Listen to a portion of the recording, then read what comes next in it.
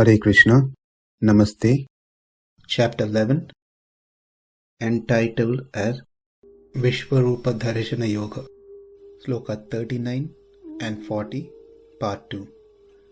Vāyur yamo gnir śaśāṅkaḥ, prajāpatis tvaṁ prapitāmahaś, namo namastestu sahasra-kṛtvaḥ, punaś bhūyo namo namaste, namaḥ purastād atha pṛṣṭhatas namostu te sarvata eva sarva, ananta-vīryāmita-vikramas sarvaṁ samāpnoṣi tato sarvaḥ.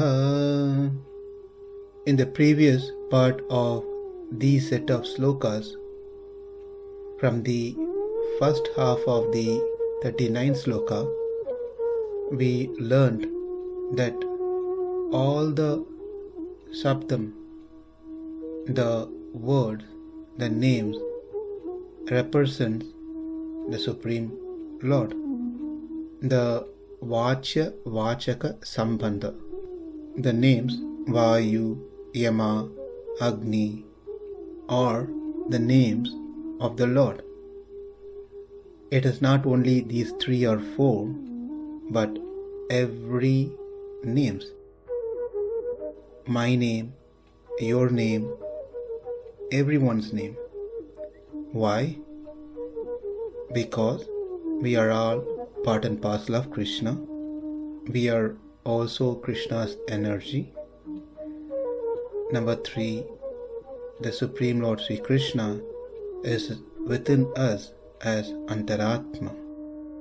Through this, we learned vācya-vācaka sambandha, the relationship between the name and the possessor of the name. After glorifying the Lord, Arjuna, who was experiencing greater happiness in seeing the Lord's most wonderful form, his transcendental nature, his easy accessibility, Arjuna's eyes grow wide with amazement. He was also much afraid, and with great humility he made obeisance in many ways. And that is what has been covered in rest of this sloka and the following sloka. He paid his obeisances, namaskar, to the Lord 1,000 times, not just 1 time or 2 times, thousands of times. He bowed again and again. His salutation in the front of the Lord, in the back of the Lord, on all sides of the Lord. Purastād namaḥ, paid his obeisances from the front. Atha pṛṣṭhatas, in the back. Sarvata eva, on all sides. Te nama astu, salutations unto the Supreme Lord. Now that brings up an interesting question. We should remember, at this moment, Arjuna is seeing the cosmic form of the Lord,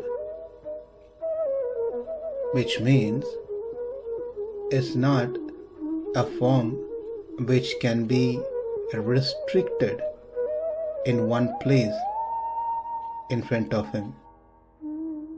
The cosmic form is everywhere. In the front, before Arjuna, behind Arjuna as well, on the sides of Arjuna as well, on the top and on the bottom. Also, if we remember, Arjuna did say that you don't have a beginning, no end, and what to speak about middle. We cannot find the beginning and end, and you are spread everywhere. If that is what Arjuna said, and that is what his universal form meant, the cosmic form, Vishvarupa. So this over here, Arjuna's paying his obeisances in the front, in the back, on the side. How is that even possible? Where is the front? Where is the back? Where are the sides? It is Vishvarupa, the cosmic form. The cosmic form is inclusive of everything. So what we learn from here is Arjuna's consciousness, his devotion. With that, he is just offering physically with the deep meditation of the Lord, as he is offering in the front, as he is offering in the back, and as he is offering on the sides. And because this form is everywhere, he is offering his obeisances in all directions. Another point to note from what we have studied so far from these slokas, it appears Arjuna seemed to be repeating certain things. So Swami Vedanta Desikan, he points out in his commentary, when does people usually repeat certain things often? There are 6 reasons. When someone wants to glorify someone, prasamsayam.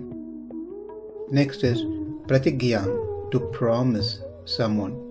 A person repeatedly makes the same statement as their promise. The third reason could be pralape, to blabber something. The fourth is darjane, to scare people.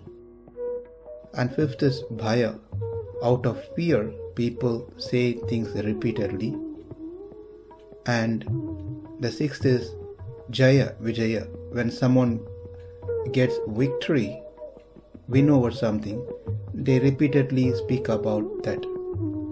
So these are the reasons where people usually repeat certain things. We can understand that Arjuna falls into few of these categories. Ananta-vīryā, you having infinite valor, the boldness, the determination in facing any great enemies, danger, especially in the battle. It means a heroic courage, bravery. ananta-vīryāmita-vikramas, you possess infinite heroic power. The idea being conveyed here is that he is not one bit afraid of the enemy's army, and furthermore, he has the valor and heroism to penetrate the army and annihilate them.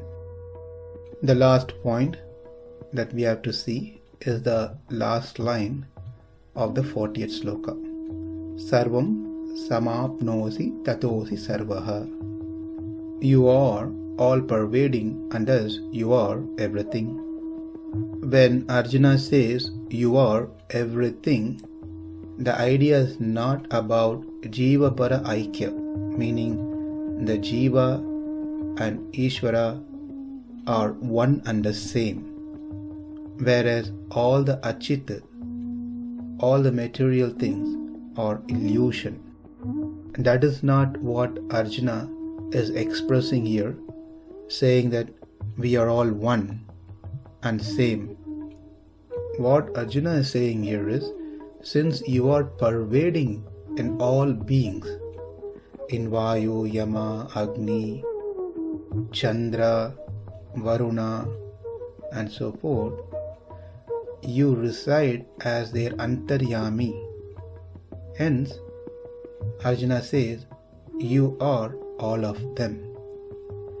It is not his idea to say that you and they are one and the same. That is not what he is trying to say here. Let's understand this in more detail. There are 2 terms, prakaram, prakari.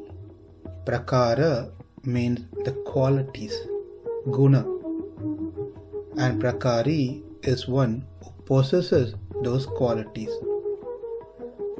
In other words, the prakara or the vibhuti, the opulences of the Lord. One who possesses these opulences, the vibhuti, is called prakari.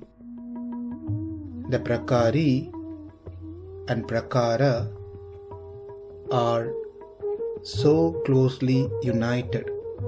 Let's take an example so it makes much more sense. Flower and its fragrance. The fragrance is prakara, and the flower which possesses the fragrance is prakari. So these two always be together.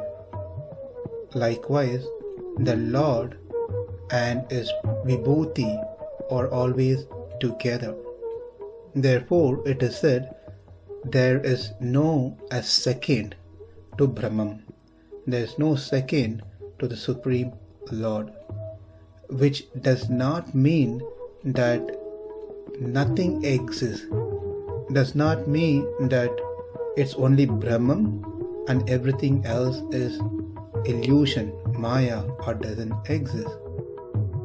When it is said the Supreme Lord doesn't have a second, what it means is that the Lord who has everything as his prakara, as his vibhuti, is opulence, we cannot find a second truth or a person who exists like the Supreme Lord who possesses everything as opulence.